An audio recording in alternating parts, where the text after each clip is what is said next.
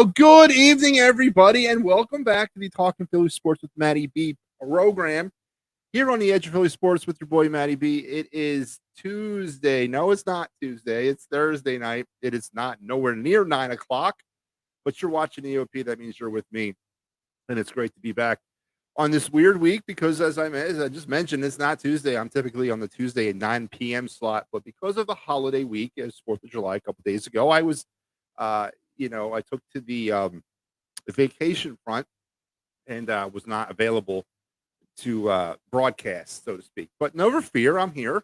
It's good to be back. It's good to be back recharged. I've been off the entire week, kind of taking some time for myself as the summer is heating up in more ways than one. Damn, it's hot outside, man. But it's awesome to be back. And we have a big night here on the show as we're going to talk about pretty much two things, and that's going to be in my opinion, the two hottest stories in Philadelphia sports right now, and that's the Phillies and the Flyers. And to help me out with that, Bill Matz is going to return to the program. Bill was here around Christmas time. We cut it up a little bit. And of course, a lot has happened with the Flyers specifically since then. So I'm going to get Bill's take on that, as well as the free agent trades, the draft, developmental camp, and all the stuff that's going on right now for the Flyers.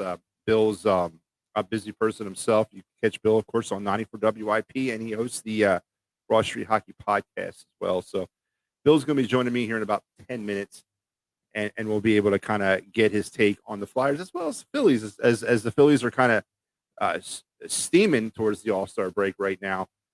Red hot. I mean, they are playing really good baseball. Things are starting to round into form a little bit. Especially on the pitching front. Christopher Sanchez, who is pitching as we speak, is maybe the fifth starter I've been crying for since April. I don't know. Maybe he is.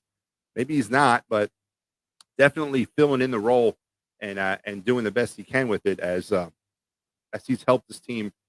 And then just the starting pitching in general. Taijuan Walker, Aaron Nola the other night with that masterful 14 strikeout performance. And offensively, this team is, in my opinion, still underperforming, but Derek Hall's back and he hits a home run tonight. So things are kind of rounding into form for the Phillies as they approach the All-Star break. We are officially in the second half of the season by game speak, but the Phillies are definitely red hot right now, coming off of an 18-8 June. So far, 3-1 in July. Good time to be a Phillies fan. And as we get ready for the All-Star break, I'm going to pick Bill's brain about, what he sees from the Phillies, what he saw from the Phillies in the first half, as well as what are some of the needs that need to be addressed as we get closer to that trade deadline. It's going to be coming here in a couple of weeks. So Bill will be joining me here in about 10 minutes or so, and we will have an opportunity to talk that. But, we gotta handle some housekeeping here on the program as we do every week. As I mentioned, it's Thursday, but you know what? I'm still not going to deviate from this day in Philly sports history. I went all the way back to the year 1918 for this. Contrary to popular belief, I wasn't hanging out in 1918. I don't know what was going on back then. I didn't see this firsthand, but I did read about it. And I thought it was an interesting nugget of Philly sports history. Not sexy, not something that you're going to be like, ooh. Nah, nothing like that, but a very interesting nugget. So on this day, July 6th, back in 1918, the Phillies almost pulled off the greatest comeback in MLB history. I preface the word almost because they didn't quite pull it off, but they did something that is definitely noteworthy. Trailing the Cincinnati Reds 10-0 into the ninth inning, the Phillies were able to rattle off 9 runs in the ninth inning before falling short 10-9. And they did it on a really interesting situation. Heading into that ninth inning, they were being one-hitted by the Cincinnati Reds pitcher, a guy named Pete Schneider. And Pete issued 6 walks to start the ninth before being lifted for a reliever. And then by two relievers later, it was 10-9. But the Phillies could not complete the comeback, losing the game 10-9. But a very interesting game. I know that would have been very interesting for me to watch. And we here in Philadelphia recently, of course, with this team, have definitely experienced some of those highs and lows. But trailing 10-0 in the ninth inning and being one hit in the process of that and they're able to find their way back. 9 runs in that ninth inning before falling short is definitely a Herculean task. Phillies almost pulled off one of the greatest, if not the greatest, MLB comeback on this date back in 1918. I told you it wasn't sexy. I told you it was not, huge, but it was noteworthy. Yeah, I'll leave it at that. And that was your day in Philadelphia sports history, brought to you by the people here at Talking Philly Sports, Matty B, and the Edge of Philly Sports Network. So let's move on now to some more housekeeping. This is our lineup. We are towards the end of the week. You got me here. Then later on tonight, the attacking third. The Fightins final will be followed by that as soon as the Phillies game becomes final tonight, and then the Sixers Thunder post game. Little summer league action going on as Dives and the boys will bring you that, and then of course everything else that you have to look forward to on EOP all week long. If you can't find it on EOP, it doesn't exist, man. I'm telling you, it just doesn't exist. And that also means if you want to travel like the pros, look no further than Philly Sports Trips. They got you covered for your Phillies, Eagles, Flyers, and Sixers trips. Union as well. I want to throw them in there. Head over to phillysportstrips.com.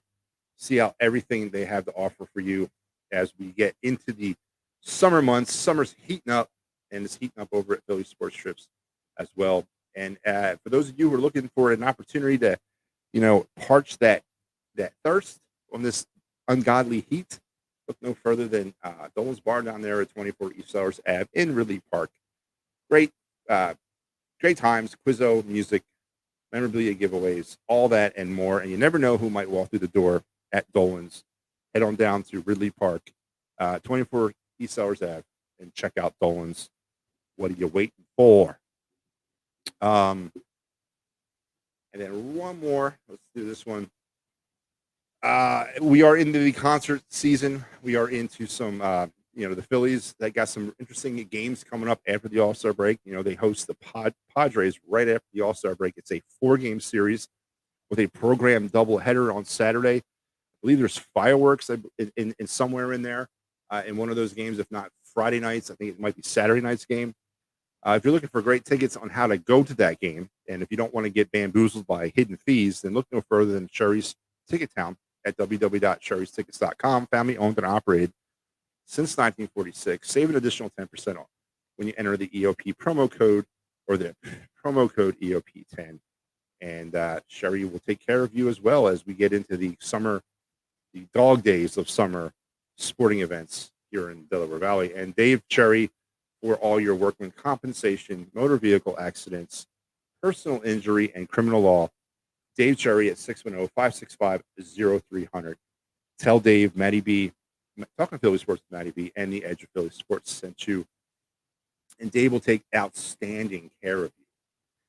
So as we wait for Bill to get here, let's give. I'm going to give an overview right now of where we're headed tonight with this talk. Obviously with the Flyers, and let's kind of recap. We did a show here, the Clear the Ice post-game show. Did a draft recap. It was last week. And it was, and the fallout from that, and I shouldn't maybe use the word fallout, but the byproduct, I guess, has been a outstanding turnout over there in Voorhees for the Flyers developmental camp.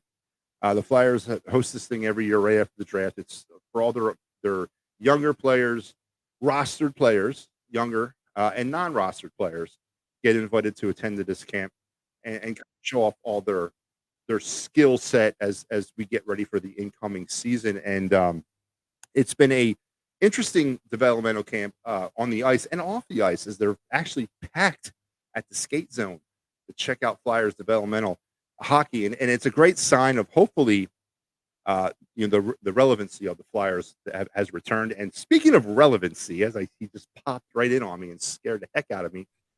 Would you please help me welcome from the Broad Street Hockey Pod and 94 WIP, Bill Matz. Bill, welcome back to the program. It's been about 6 months, man. I missed you. How you been? I've been very well, very well. I'm glad to be back. Always excited to be on. How have you been? I've been great, Bill. I've been absolutely great, and you've been in my thoughts a lot lately. I'm going to say that. I'm going to explain that in a less creepy way. Of course, with all the moves, it's great to be talking Flyers hockey in June. I mean, it's hard to kind of pull that out when the Flyers are playing well, but lately, obviously, within the last 10 years, the product that we've been watching on the ice, to be sitting here talking excitedly about Flyers hockey in June, does that give you a course of optimism for the future of this team, Bill?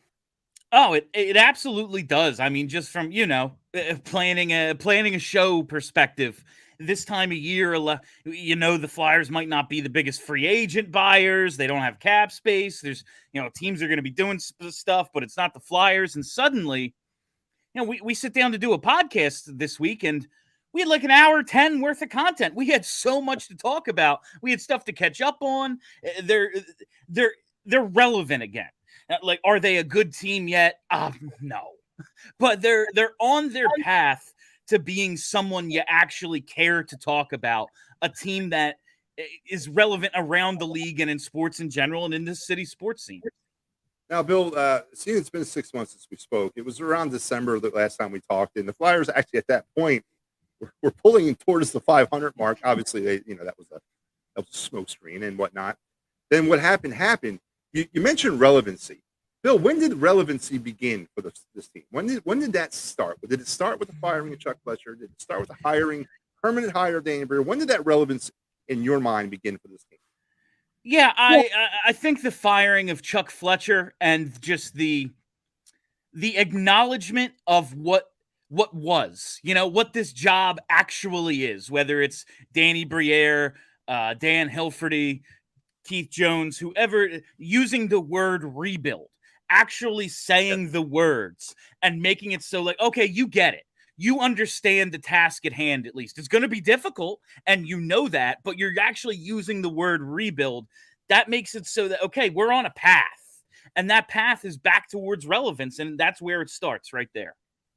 Yeah, I agree. And that was huge for me to hear Danny Briere mention the word rebuild within hours after he took over as the temporary GM. That wasn't even before he was named permanent GM. Let's talk one last time about Chuck Fletcher. I know he's a four-letter word here, but I'm gonna mention that to him.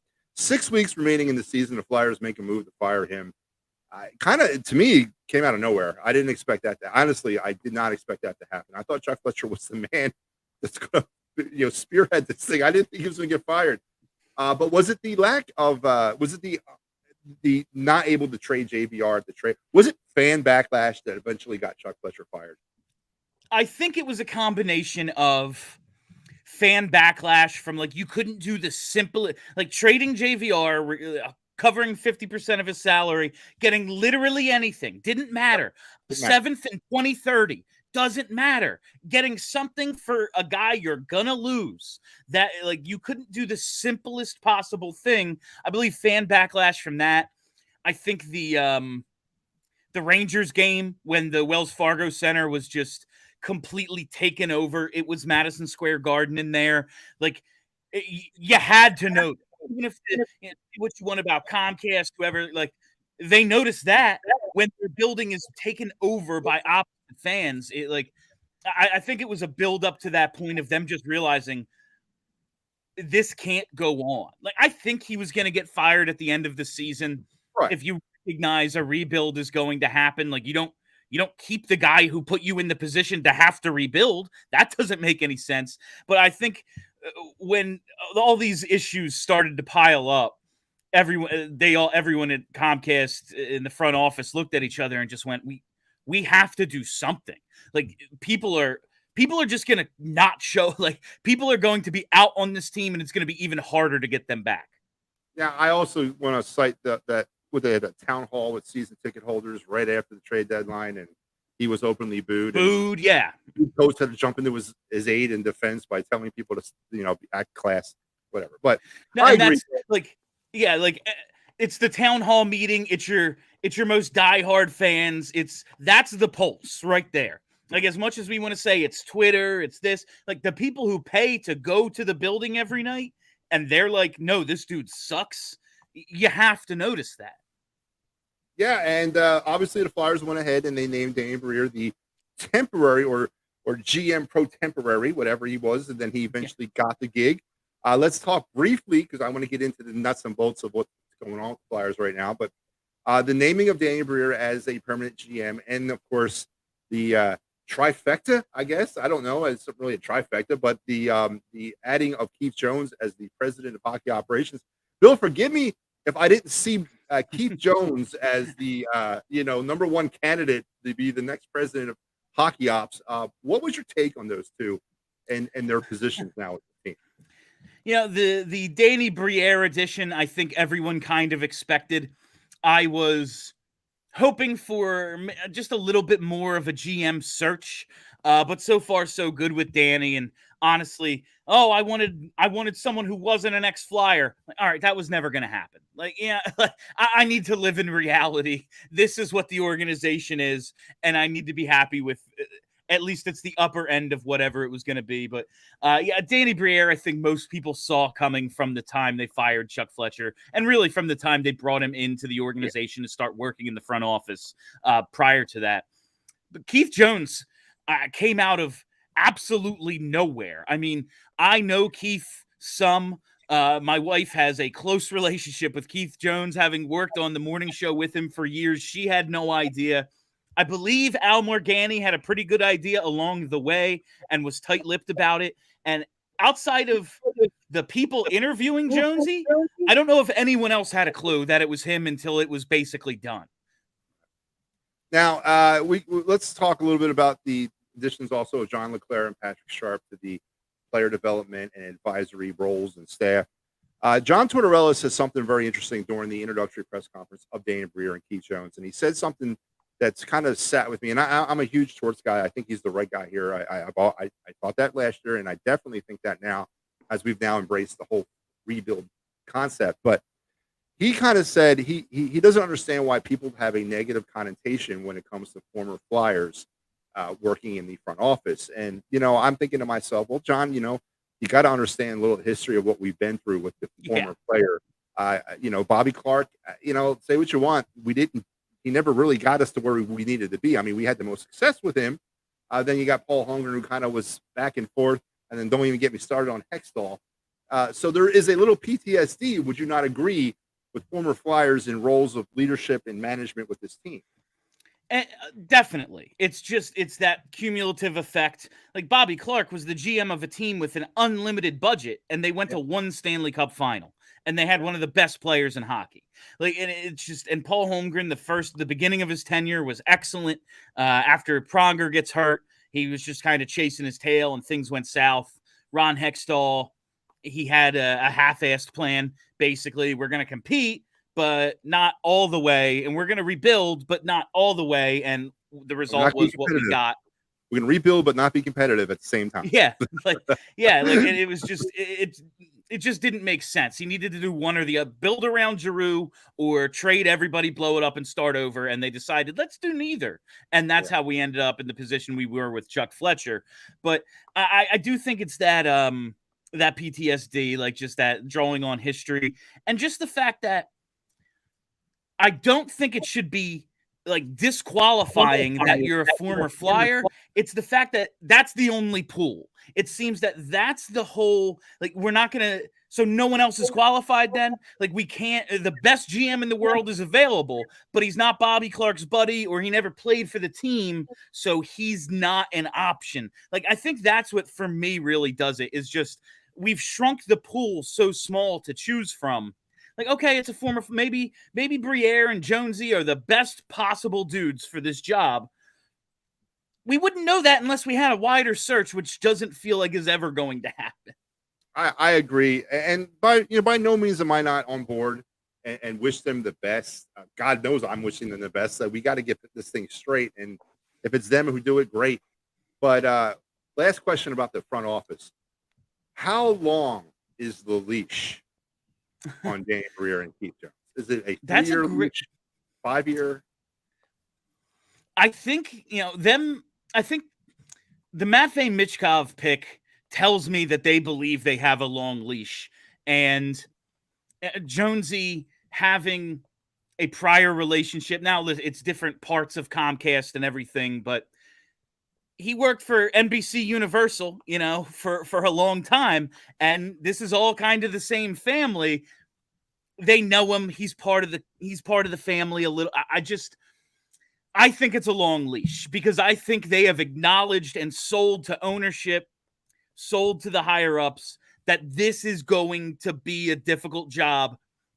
Listen, everything's rosy right now. We're happy with the job they're doing. There's going to be missteps. They're going to do stuff that we go, ooh, I'm not sure about that. There's going to be missed draft picks. It's going to be a really difficult, long job. And I think they have properly sold that so that they have the adequate amount of time, because that's always the question. Everyone's on board with a rebuild until, you see the guy, until there's like a Nolan Patrick, Cale Makar situation.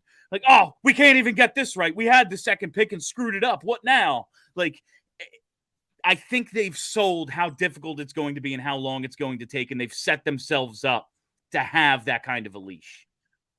Yeah, I agree. And I agree with that. All right, so let's get on to Dan Breer operationally, so to speak. He came off the top rope, firing guns a-blazing, Bill. His first move. Ivan Provorov has been jettisoned out to Columbus. It was a 3-team move involving the Kings as well. On their way to Los Angeles, longtime Phantoms Hayden Hodgson and Kevin Connaughton, also 30% key here, 30% of Provy's salary. Flyers, in return, get Sean Walker, defenseman from the Kings. The Kings never kind of lived up to expectation. Goalie Cal Peterson, Helge Grands, also from the Kings. The 22nd overall pick in this year's draft, which turned out to be Oliver Bonk from the Columbus Blue Jackets. A conditional second-round pick in next year's draft from Columbus, and a second-round pick next year's draft from the Kings. Bill, I could not have been more happy by this move.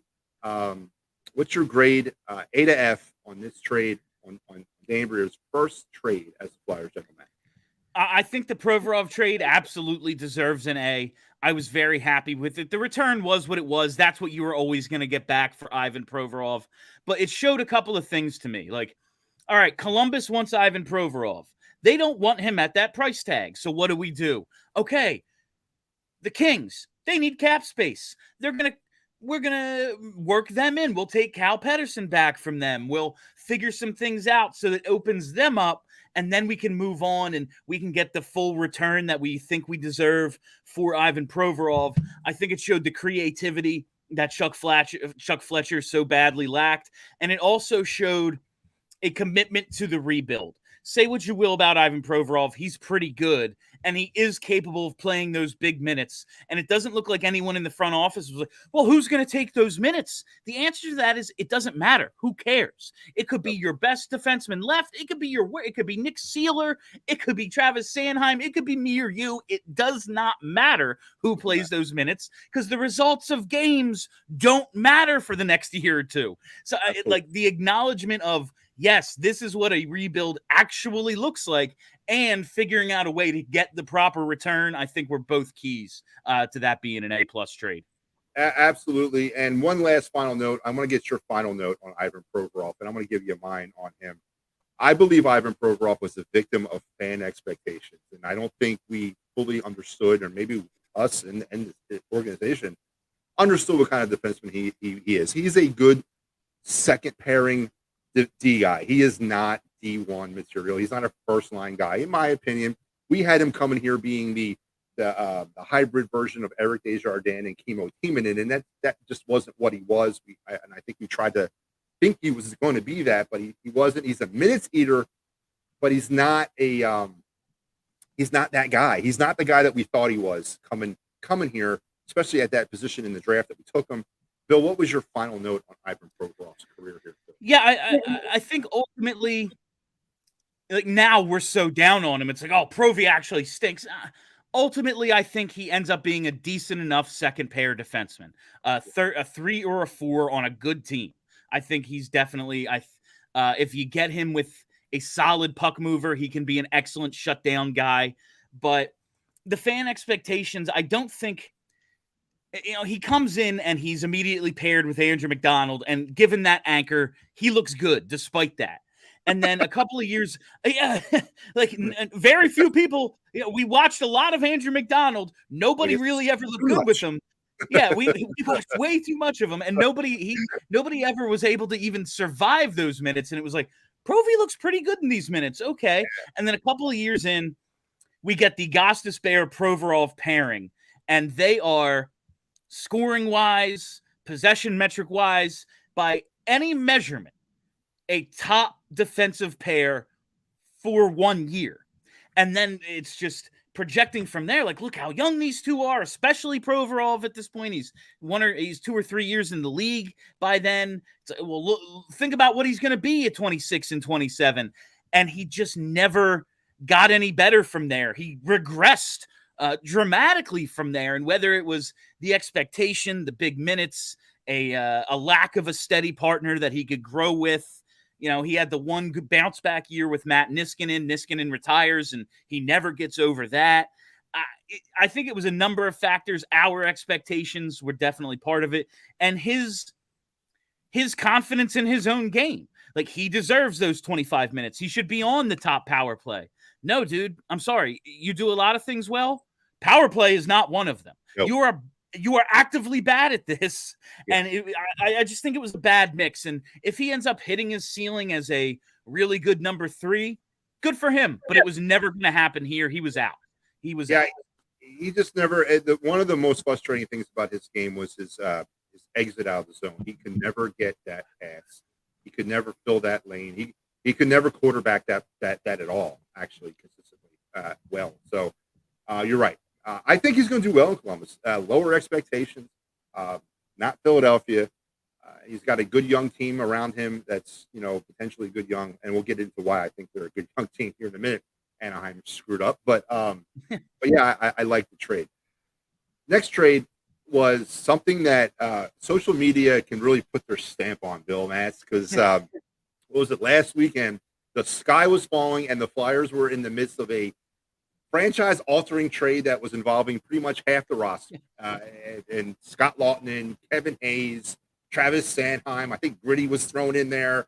Not really sure who else was part of that deal. I don't know if Gene Hart's remains were being shipped somewhere. But the construction crew from 95. Yes, everything was on the table, and it was imminent, Bill, that it was going down. And what it turned out to be was Kevin Hayes to the St. Louis Blues for a 6th-round pick. Now, there's been a lot about the Krug thing, about him not wanting to waive his no-trade clause or his non-movement clause or whatnot. I want to know your take. You're somewhat on the inside, Bill.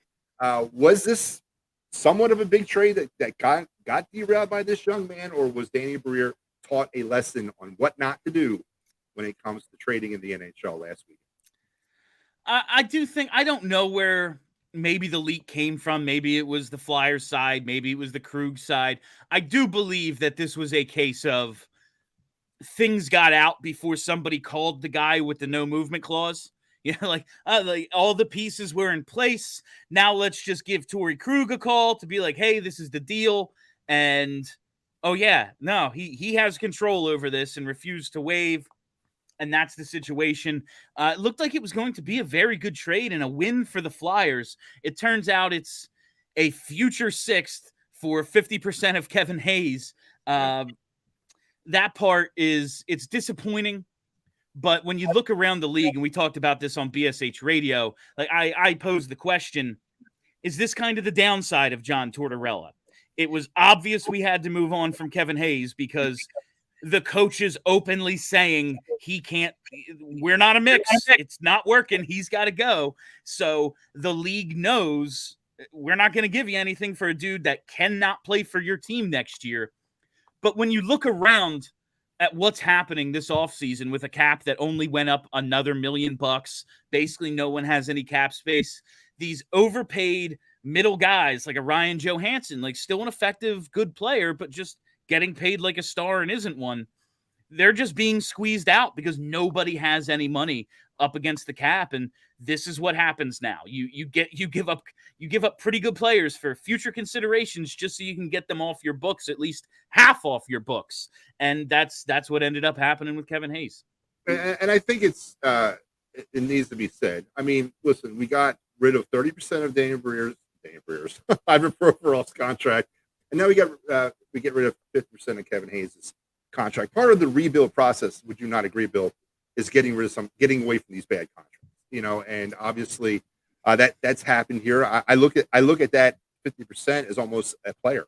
I really do. I kind of look at it as a player potentially later on. But as far as Kevin Hayes, yeah, I wasn't overly. I would I have been upset if Kevin Hayes was still here next year? No, not really. But when you look at the big picture of what's happening here, Kevin Hayes does not fit that. Doesn't the best years of his career? He's only got about maybe 3 to 4 more really good years left. It's not going to be really done here. He needs to kind of go. I am a little concerned about, or a little disappointed about the 6th round overall. That the 6th round pick, that's all we got. But yeah, definitely a rebuild move there, Bill Matz. And final word on Kevin Hayes from Bill is what? I think a narrative because of Tortorella's criticism of Kevin Hayes. I think a real narrative has grown that the guy stinks and was lazy. At the end of the previous season, he had a 3rd core muscle procedure to finally get an injury fixed, and then comes back and basically isn't just determined to play, but basically demands to play out the year after Claude Giroux is traded, after the year is over, because he wants to be with his guys and he wants to fulfill his commitment. I really appreciated that. Coming back from the injury, now a full at the beginning of this past season, we watched Giroux and Shane Gostisbehere have this same surgery. It takes a year. It takes a year to get over.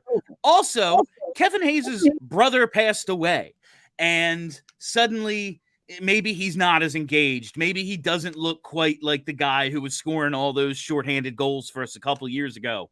There's legitimate explanations for that. Now, the injury he had, he was never fast to begin with. We watched Shane Gostisbehere's explosion disappear after that surgery. It's possible he's just nowhere close to the same player he was. That said, while actively feuding with the head coach, he was 1 point off his career high. Like, he had a pretty decent year, all things considered. And I just think people have chalked him up to be something he's not at all. He was a great teammate. He worked hard for us. He was entertaining as hell. There hasn't been a whole lot of entertainment going on in hockey in this town recently. He was a lot of fun. I just think people should appreciate what Kevin Hayes gave us a little more. Listen, John Tortorella has his ways. This team is committed to them. And sometimes you do have to, break a few eggs to make the omelet Tortorella is looking for. But his assessment of Kevin Hayes and the fans reacting to it the way they have, I don't believe was fair. Yeah, I agree. And I remember listening to Tortorella at the end of the season saying, you know what, I really appreciated what the young guys did, but my hope and my goal is that we're younger next year. So obviously Kevin Hayes doesn't fit that.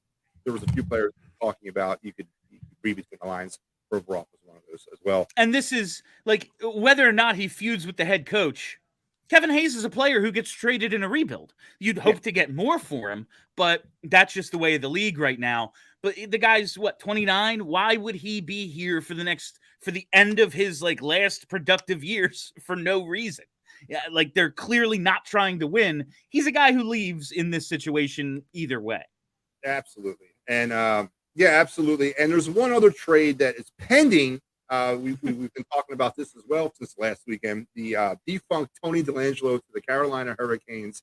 But because it was orchestrated less than 1 year after he was traded from the Hurricanes to the Flyers, the NHL, through a CBA snafu, said they can't do nothing until July the 9th. Bill, before I ask you whether or not you think this is happening, the one thing I want to remind you, or I don't have to remind you, I remind my listening public out there, we are short on right-handed defensemen, Bill. Really short on right-handed defensemen. And we trade away Tony DeLangelo. Granted, I know he is who he is. I'm looking at the potential pairings here, and it's not really that. I know where we're at in a rebuild, but where are you on the Tony DeLangelo impending trade? Yeah, I just think it's going to just be, I can't wait to see after they cover 50% of his salary. I'm very much looking forward to seeing what they get back after what they gave up to get him less than a year ago, and then also paid him $10 million over 2 years. I'm very interested to see if they recover any assets at all after this disaster of a trade, apparently, that they made. Can't wait for that. But I think it's just he's a guy who gets traded in this situation. You're looking to accumulate more assets. and it just doesn't look like he was a fit. John Tortorella halfway through the year was like, yeah, I knew he wasn't good defensively, but I didn't realize he was this bad. Like, it's Tony D'Angelo. Have you never seen him play? And they were even at that point shocked at how bad he was defensively. And it's John Tortorella. He wants a team that plays good structured defense, and that is just never, ever going to be Tony D'Angelo. Carolina clearly likes him. They had him, just didn't want to pay him a big bag of money, and now they're going to take him back because they have a system they can fit him in. If they're the best defensive team in hockey to the point that they always have the puck, Tony D'Angelo doesn't have to play defense because they're never on it. The Flyers stink, so they're always on defense. So his offense doesn't matter to them. So it's just a fit thing, I think, more than anything else. You're going to try to recover some assets, some of which you already lost getting him. It's just between this and the Sanheim contract, man, if we didn't think Chuck Fletcher was bad before, I get fired up thinking about these things now. I remember a couple of summers ago getting really hot about the Ristolainen contract. Now I don't even think about that one anymore. It's gotten so bad. I mean, I'd take that contract any day now based on the Sanheim and the Angelo contract. It's only like the third or fourth worst on the team. It's nowhere near the worst. Buried, man. It's down there. I mean, I'd take that in a heartbeat, but we're going to get to Travis Sanheim because he's my favorite whipping boy left on this team here in a minute, but let's focus our attention now on the draft. Obviously, Bill, heading into this draft, it was the generational Wayne Gretzky reincarnated, Sidney Crosby, Patrick Kane, Connor McDavid, all wrapped into one 5'9", 185-pound centerman from the Regina Pats by the name of Connor Bednard, consensus number one. Bill, I want to ask you one question about the draft process, and then we'll get into the draft. The Flyers heading into the draft had a 1% chance of moving from 7 to 1. They obviously didn't move anywhere. An original 6 got the first overall pick, the Chicago Blackhawks. Bill, how can the Chicago Blackhawks be moving on to their second Patrick Kane when we can't even get one? What's going on with that, Bill? Is there something to that, or is it just fate? It's just incredibly frustrating. Like, it's very hard. If the NHL wasn't so bad at literally everything, I would be like, there's some sort of fix in here. Like, it's this Chicago team that they just believe is their premier franchise. Like, they're constantly playing on TV, constantly in outdoor games. And it's the season in which Taves and Kane go away. And suddenly they are restocked. And it's very frustrating for a number of reasons that franchise continues to prosper. It's in 2007, the Flyers were 22-60 and somehow got the second pick, while the fifth worst Chicago Blackhawks get Patrick Kane. And then 3 years later, he scores a damn cup-winning overtime goal against us. Like, oh yeah, that's just how things go. Of course. Yes, this makes sense. But I can't. The NHL, it's like when people, the government planned this and that. I'm like, the government can't fix the roads. You think they planned some grand, like, that's how I feel about the NHL. They can't get their TV schedule figured out. And it's like, oh yeah, they fixed the lottery. If they wanted to, they would have messed it up. Like, if they tried to fix it, somehow the Flyers would have got the first pick. But it's annoying as hell either way. Like, really? They needed more help? The Flyers have picked one time, Bill, in their entire history of the organization. That was in 1975. That was the first overall pick. Mel Bridgman, who actually went on to have a better part of his career with the Devils than he did with the Flyers. But that's the only time we've picked ever once overall. Now, you can factor that into some playoff help or playoff, success, but whatever. Anyway, Connor Bednard, never even a doubt, number one overall to the Blackhawks. Real quick on Connor, obviously NHL ready. He will be in the NHL this year. Is he, or does he fulfill expectations? Because I watched this guy a couple of times. He's got some very fast hands. He's very quick. He's going to have to probably get a little bit more bulkier. I'm kind of looking at the Jack Hughes progression with him as well. What's your take on Connor? Is he going to be that guy? Man, it's so difficult to imagine. Oh yeah, he's the next McDavid. Like, how are we on a next McDavid already? We're still in it's prime McDavid right now, and we're on to the next one. But we have a lot more hits than misses when they're telling us these these top one or two guys in these quote unquote generational drafts are going to live up to these expectations. Austin Matthews, Jack Eichel, they've met the hype. McDavid by far. So I think it's definitely possible. It's just really difficult to imagine anybody who is as good as Connor McDavid. Like, you telling me there's someone else this good at hockey? It doesn't seem possible. But we haven't had a big bust, I feel like, at number one recently. At least when we're told, oh, this is the guy, you know? Yeah, and his name is, what's the Connors? Why was there something like, why they all got to be named Connor? Is that the new thing? But anyway, Connor Bedard goes 1 overall. And then at 2, I mentioned the mistake. What is the Anaheim Ducks doing taking Carlson over Fantilli? Bill, who's running the show in Anaheim and what are they doing? That's a great question. I don't really know. I was very surprised by it. I was at the Jason Kelsey charity event on the Wednesday of the draft, and I didn't catch the coverage. I mentioned on the show, like, I didn't even know the Flyers had made the pick. Someone comes up to me, I didn't know who they were. They just go, "Bill, they did it." I was like, we got him. He's like, "Mitchkov, dude." I was like, "Yes." But and then I later checked the way the draft went. I was like, okay, yeah, Bedard 1, Fantilli 3. Yeah. What? Like, we have been told all along it's Fantilli 2, and it could be Mitchkov 2 or 3, if not for all the other questions. But then things will fall in line, and we'll see what happens with Matvei Mitchkov, and ends up working out for the Flyers. But yeah, I'm not really sure. Maybe it's just they think they have players at positions and they want someone else, but you know how the draft process goes. One guy sees something and it's the dude everyone trusts in Anna. Okay, we're gonna go with your gut here, man. Prove yourself right. Yeah, and then Adam Fantilli goes at 3 to Columbus to be paired up with Ivan Provorov next year, and of course Johnny Hockey. So it's interesting to see what they're going to do.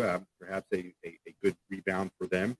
The Flyers, of course, picked at 7, and then Matvei Mitchkov, you mentioned his name. He is the other phenom player that has been touted as, if it hadn't been for Connor Bedard, he would be number 1 overall. But he falls all the way down to 7, and some questions came up or some concerns about his the geopolitical situation in Russia, and then, of course, him signing that 3-year deal in the KHL. And now we've heard some character issues about him as well. Let me get your take on him. First of all, Bill, is it not right to call him Eminem? Like, you can't do that. Is that up? I like that. I'm not gonna be able to remember that name. That's anyway. But Mitchkov, what do you think, Bill? Second overall best player in this draft, but he falls to 7. Give me your take on it. Yeah, I think maybe the Flyers finally just had something break their way after years of, yes, mismanagement to the nth degree, but also some freaking horrible luck as well. Whether it be you get the second overall pick and he's a bust. He not even just doesn't live up to expectations. His career's probably over. That's that sort of bad luck. Oh, we got Ryan Ellis. Yeah, he's gonna play 5 games for you, and that's it. Oh, Sean Couturier, Selke winner. Ooh, you don't want to know. You don't want to, maybe something finally just went right for the Flyers. It's a big swing. Their biggest issue through all of this has been a complete lack of high-end talent. Basically, since Claude Giroux had the core muscle injury, they have not had a star player.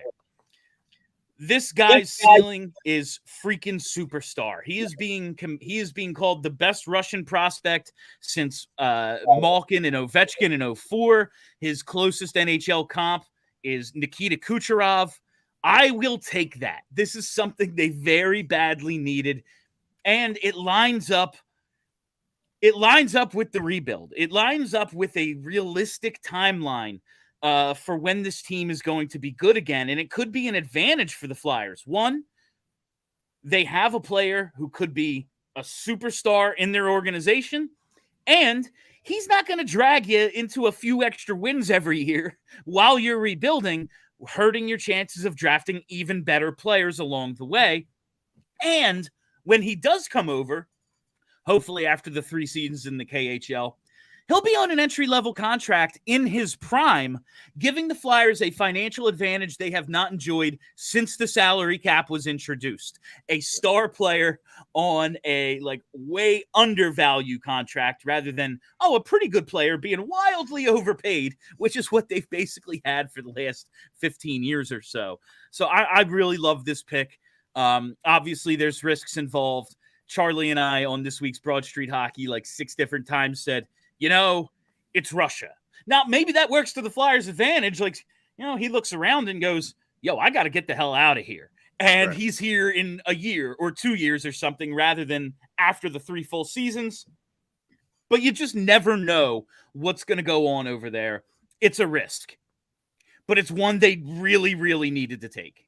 Yeah, I definitely think he's the first half of the super duo that we need to have, that every NHL team needs to have to be a contender every season. I like the pick as well. I am concerned about the and not the character issues, so to speak, but he is a good. I mean, he's generational, but he's average. He's an average skater, but he's got hockey sense that's off the charts, which is really, you can overcompensate your skating with that.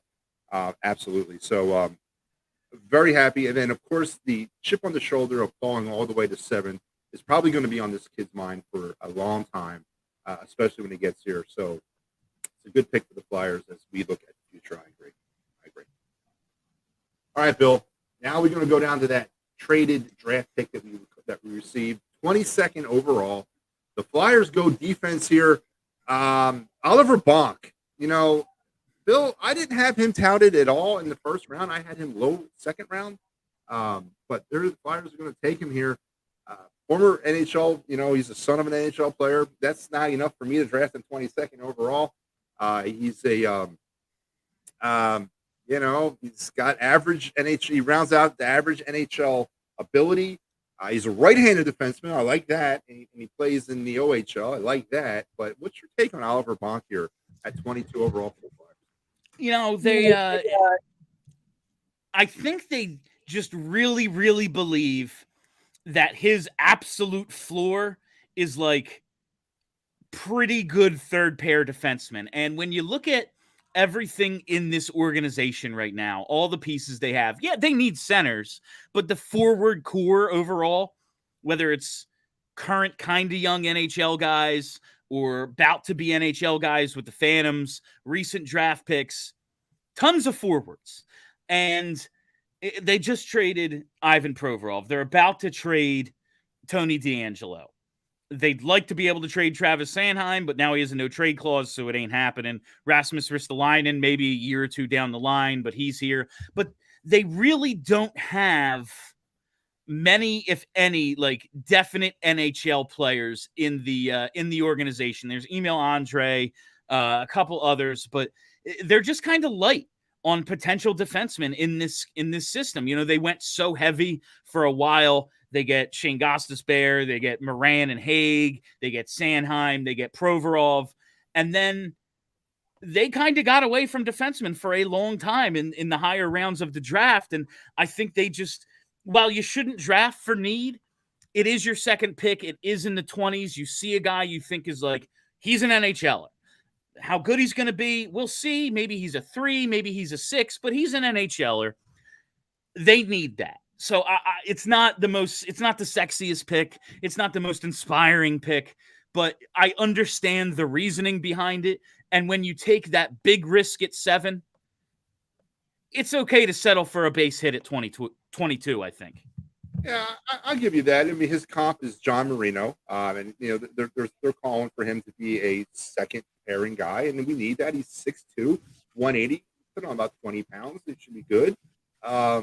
I'd like to have his dad in his prime. Can we get Radek Bonk in his prime? Can we that'd be nice. Can we get that? I mean, I'll take that move. I don't know. I'm just, and I agree with the defense thing, but I don't know. We'll see. And you're right. I mean, it's time to stop piling that up. Charlie O'Connor has been at development camp. He's got a much better handle on, assessing prospects than I ever could. He's been very, very impressed with Bonk's defensive prowess. I called him a defensive specialist, and Charlie said, well, he's not going to be Justin Braun or Nick Grossman. He's not going to be a complete zero offensively, but he does excel at the defensive side of the game. And you do need guys like that. They can be important, but obviously a first-round pick, a team that's rebuilding, we want the high-end talent, and it doesn't feel like they went for another home run with this one the way they did at 7. Yeah, I agree. And it's sometimes those safe picks are the ones that win you Stanley Cups. I agree. Now let's move on to I'm not going to go pick by pick here, but I am going to sum this up. But I do want to touch on 4 more actually. In the second round, the Flyers traded up and decided to go goalie with this one. Carson Bjarnason from the Brandon Wheat Kings, 17 years old, already has played 2 years in major junior hockey in the WHL. This kid, 6'3", 190. They got him kind of I had him as my third best goalie available in this year's draft.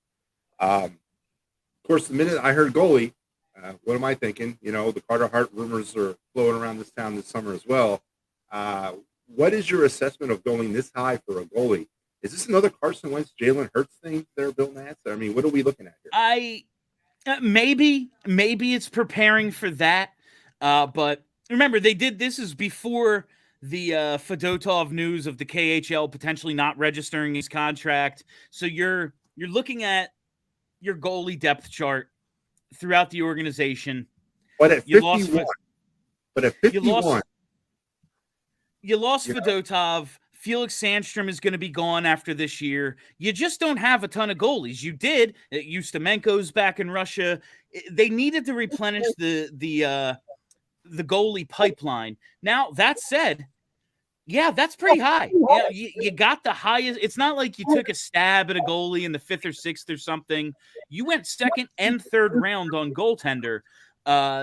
Kind of surprising. It's the highest rated, North American goalie by NHL Central Scouting. So they went high profile goalie here, and it could be in preparation for a potential Carter Hart trade, preparation for something coming out about the Hockey Canada invest. I have no idea what's going on with that situation. But I do think it starts with replenishing the system's goaltenders, having potential, having some guys with NHL potential in the system. We've seen throughout the years. You think you're going to get by in a year with 1 or 2 goalies, you're wrong. You're going to use 3, 4. There was a year they used 7 or 10. It's speaking of this organization's bad luck, but it is surprising to see one that high, like the highest rated guy. Yeah, and then the Flyers one up me because then they went ahead with their next pick, which was in the 3rd round, and they went goalie again. Igor Zavredzhin from the Russian league as well, a 6'2", 183-pound goalie. Again, does it lend that narrative of uncertainty to you, Bill? Or I understand the goalie plentifulness. I understand that, but again, we have so many holes at certain positions that go deep in the organization. Going back-to-back goalies in the 2nd and 3rd round, is there smoke? Is there fire where there's smoke here, Bill? I mean, what's going on? I do think there could be something to it. Like, I'm not going to discount it. Especially when you see them taking this high back-to-back picks. Again, it's not, let's take a 5th on, this dude. It's a 2nd and 3rd round pick. These are highly touted picks. I'm skeptical that they're ever going to trade Carter Hart just because, when they said they were going to listen, we're going to listen. A lot of that is because we talked about the Ivan Provorov trade. He went for it's going to be a 1st round pick. It's going to be some other pieces. There's going to be moving parts. But Ivan Provorov went for what defensemen of his caliber go for. There's really not framework for a Carter Hart trade. A guy who's not yet 25 years old, 200 career starts, has been in the playoffs, has proven himself, at least in my mind, to be an NHL number 1. We'll see if he can take that next step to franchise goaltender. But I do believe he's shown himself to be an NHL number 1. Those dudes don't get traded at this age. So you have no idea what his market value actually is. There's very little framework. So them listening is like, well, can we get a haul for him? What does a haul even look like? Maybe down the line, once the Hockey Canada investigation is finalized, once it's public, and everyone isn't afraid to trade for anyone who's on that Team Canada, we'll find out if they're actually interested in trading Carter Hart. But to me now, it's just, man, goalies are voodoo. and we need some lottery tickets on these guys, and you can never have enough. Might as well get some that you think can actually turn out. That's what it is to me now, but wait down the line. I don't think there's nothing to the Carter Hart stuff. Do you think pulling off a trade for Carter Hart in the summertime would be better than maybe, or would you get more for Carter at a trade deadline type move when teams they feel like they're a goalie away, they really think they're all in, and you can fleece their system at that point? Or is it better to trade a Carter Hart in the summer? You mentioned there's no framework on this type of trade, but what would you think that would be? Where would the best bang for the buck be there? Around the deadline, while there are maybe fewer teams who believe they're in it, championship contenders, we're a goalie away, whatever it might be. The ones who do think they're in it, all we need is a goalie. You can get a haul from them. This deadline spur action, and deadlines create desperation for teams. So I hadn't really even thought about him potentially being moved at the deadline, but I do think he could have more value then than now, when the Toronto Maple Leafs are sitting there like, man, if we just had this goalie, if Carolina's just sitting there like, we're that one thing away. Edmonton, I do believe a bidding war could start between a couple of teams at the deadline, and it could be he could be more valuable at that time. Yeah, I do agree with that too. And then the other player I want to talk about here real quick, Cole Knuble. At 103 overall, the Flyers take this guy from the USHL, really cool league down there. He played for Fargo. He is, of course, the son of another former NHLer and Flyer, Mike Knuble. Depth piece all the way there, Bill Matz. What do you see about Cole? Yeah, I think it's a very cool story. It sounds as if the reports from camp are, if he was once categorized as slow, he no longer is. So maybe they got a guy with a little bit more upside than we think. But I do think it's kind of just a cool move and a depth, an attempt to add some depth with a little bit of name value, perhaps. Yeah, it struck me very odd. And then my last player I want to talk about, taken at 199, Matty Man, a right-handed defenseman from Chayco Timi from the Quebec Major Junior Hockey League. 6'6", 230 pounds. Billy puts the foil on before every game. What is your take on Matty Man? Will he ever see the Wells Fargo ice as a Philadelphia Flyer? What are we doing here, man, with this? Have you seen this guy's picture? It looks like it's his mugshot. Listen, man, they're always going to be the Flyers. No matter what, they're going to be the Flyers. And you need a little bit of that. You take shots on guys that late in the draft. You're talking about 199 overall. Take a shot on someone you think has a little bit of upside. I'm skeptical that anyone selected in that spot ever plays in the NHL. So if you see one or two qualities about a guy that you think, let's see if we can turn him into something, then you throw that dart. Yeah, and what is that? The big dart to throw. 6'6", 230 pounds. It's got to be at least touching 6'8" on skates. At least touching 6'8" on skates. But, listen, they needed that Samuel Morin replacement. They did, and I actually saw pictures of them working together already at camp. So, yeah, absolutely right. Let's talk a little quick about the Flyers in the free agent market. They have been active, but a lot more active than I thought they were going to be.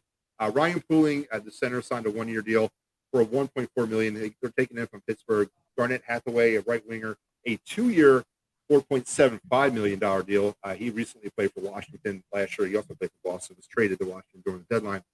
Brett Gardner, a 2-year, two-way, $1.55 million deal from Dallas. Mark Stahl, who I've liked a lot in his career. I'm really interested to know why a 36-year-old defenseman is coming to the Flyers. But he took a 1-year, $1.1 million deal. And Victor Mete from the Toronto Maple Leafs, a standard 2-year prove-it deal at $7.75. I'm actually really excited about some of these moves that they've made. A lot more excited than I was about Nick DeLorean and the others that they brought in last year, and Justin Braun. What's your take so far on Daniel Brière's free agent sign?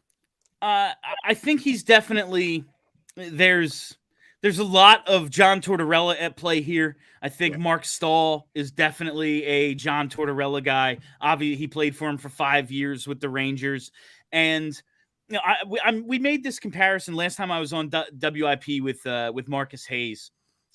During the Sixers process, like if you're actually going to develop some of these guys, you can't have some dude out of the stands running point and then hoping someone else in this offense develops, like probably can't be Jakar Sampson if you're going to hope the dude standing next to him actually develops.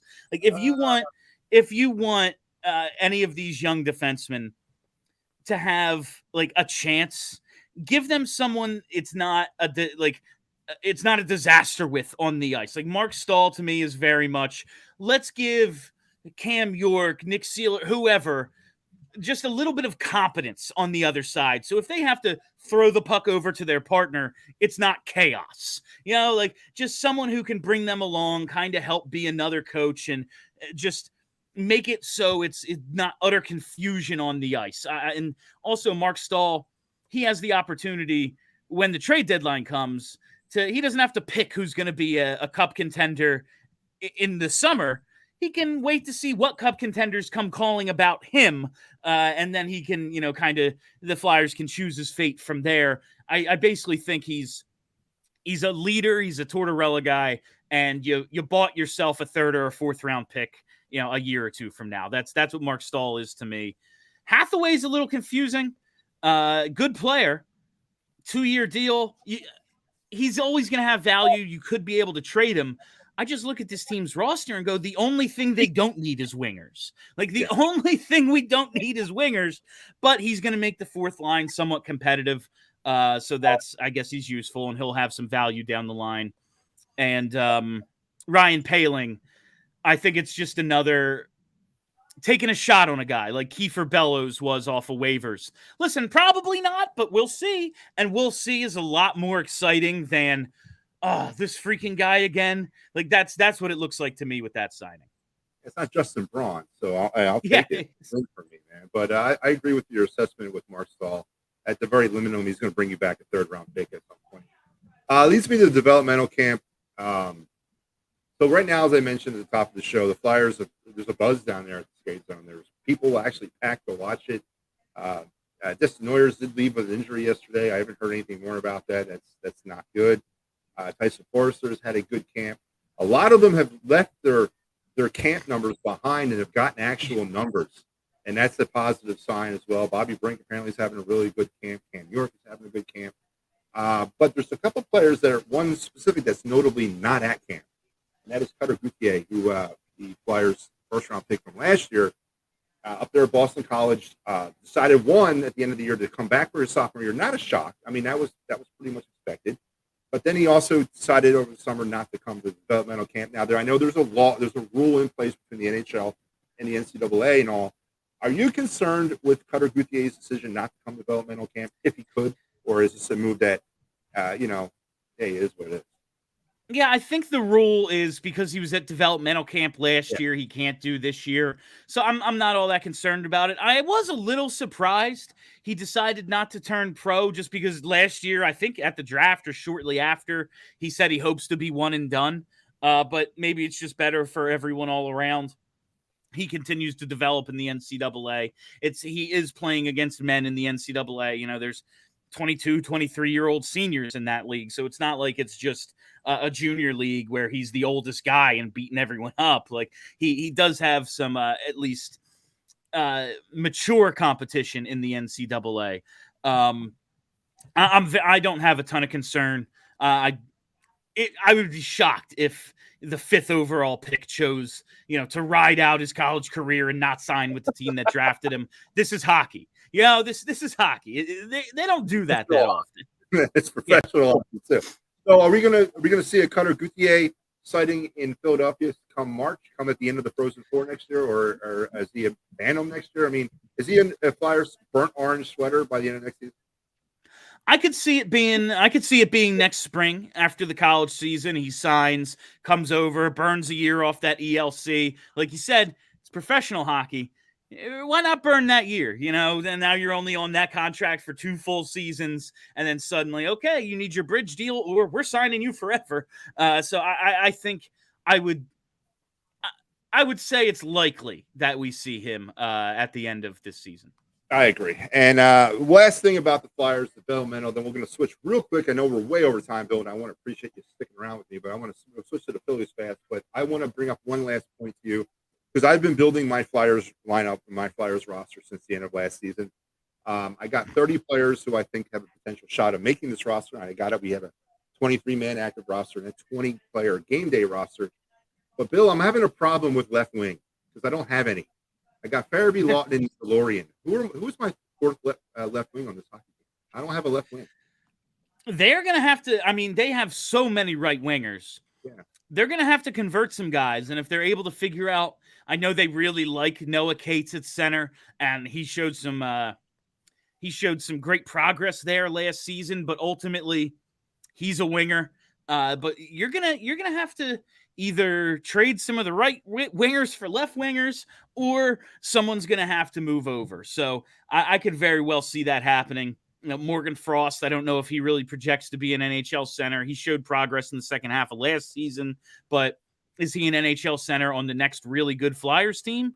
We'll see. So I think they have options, but it's not, when you look at the depth chart, it's, we got some X's here, Yeah, I agree. But again, at the very top, all signs are pointing upwards. We've admitted that we're in a rebuild. We know who we are. We're not hiding it. And all signs now point to returning, that new era of orange. One last Flyer question, Bill. Thumbs up or thumbs down going back to the burnt orange for the jerseys? The orange is cool. I don't get the design. Like, it's so, just give us the 90s jersey. Like, give me the Chris Therien orange jersey and I'm happy. I don't understand why they keep overthinking it. But it's cool. I like the jersey. I like the neon too. I didn't really understand the difference until I saw the side-by-side. A Flyers jersey is always going to kind of just look one way, but and that's cool. But I do like returning to this orange and trying to recreate something that they think they've lost, not just on the ice, but in the community of Flyerdom. I agree, and I didn't see the jerseys up close and personal until draft night. I don't like the skinny numbers on the sleeves, and I don't like the nameplate. They got to get rid of that nameplate in the back. That I hate that thing. But you're right. I do like the burnt orange. You can't change the colors. You're never getting away from orange and black. And you're never getting away from the logo. There's only so much they can do. But I agree. I like the burnt orange too. Bill, real quick, Phillies. I got to get your take because I listen to you talk about them all the time. Phillies are right now 43-38 was their official first half schedule or first half record. That was the same exact record that they had last season in the first half. This team is mired in inconsistency, and I want to throw out a couple numbers at you, and I want you to kind of give me your point on this. It's amazing to me that a team like the Phillies, who a pitching staff that has struggled so much, can average 9.3 strikeouts a game. They're striking out their opponents over 9 times a game. But yet the team itself is striking out over 9 times a game.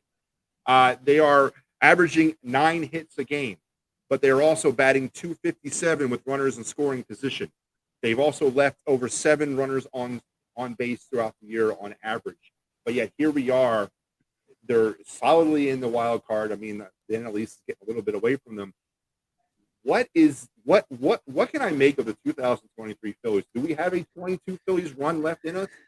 Or why is this team so good and yet it balances out? They're just mind-numbingly inconsistent when it comes to some of those key areas of offense and defense.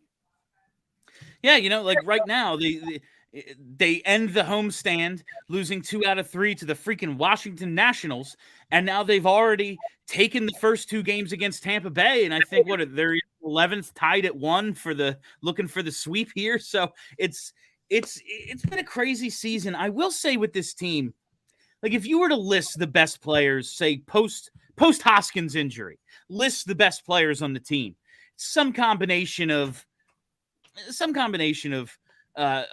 Harper, Nola, Wheeler, Real Muto. None of these guys have actually given you what's going on? Have actually given you like anything close to what you need from them. And yet here they are in a playoff spot. So while the team has done fairly well, all of your highest paid guys have underachieved outside of Nick Castellanos. And I think that bodes well for the second half. If you just get a couple of if Turner and Harper just find some semblance of themselves, this is a really good team and they could go on that run again. If Aaron Nola just finds a little bit of what he had against Tampa the other night, this is a really good team. So I think it bodes well for the second half, but they have to find that consistency. And that's the magic word. Turn the inconsistency into consistency, something this team has not been able to do really since, I mean, they couldn't do it last year, but they got on this great run. 18-8 in June this year, Bill.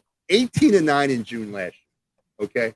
I don't know what that's about. I don't know what's going on in June that this team takes, catches fire or whatever, but it's amazing to me. It's amazing that this team can be so good one night and just so mind-numbingly frustrating in other nights. You mentioned 19-4.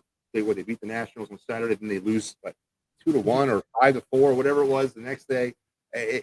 You bang your head against the wall with this team. With all that being said, Bill, what does Dave Dombrowski got to do at the trade deadline to better his chances of returning to the World Series? His hands are. I'm dying for one of the St. Louis corner infielders, but the fact of the matter is, you have to get Kyle Schwarber out of left field and into the DH spot, which really ties Dombrowski's hands in terms of what he can actually add. Because if the idea really is to move Bryce Harper to first base so Schwarber can DH, the only open spot then you have is left field. So maybe you can add a left fielder. Maybe you look for some pitching help, but it looks like the starting staff is really coming around. You can never have enough bullpen arms. The bullpen has been very good, but they've lost some. Alvarado's already missed a month. Now Sir Anthony's been out since, I think, mid-June. Craig Kimbrell is 100 years old. He's been excellent, but can he get us into November? It's a different question of can he have a good first half versus can he pitch like this into November? So I bet the best thing he can do is add a couple of nice bullpen pieces. So you're okay with the way the offense is structured currently based on the needs of the other areas?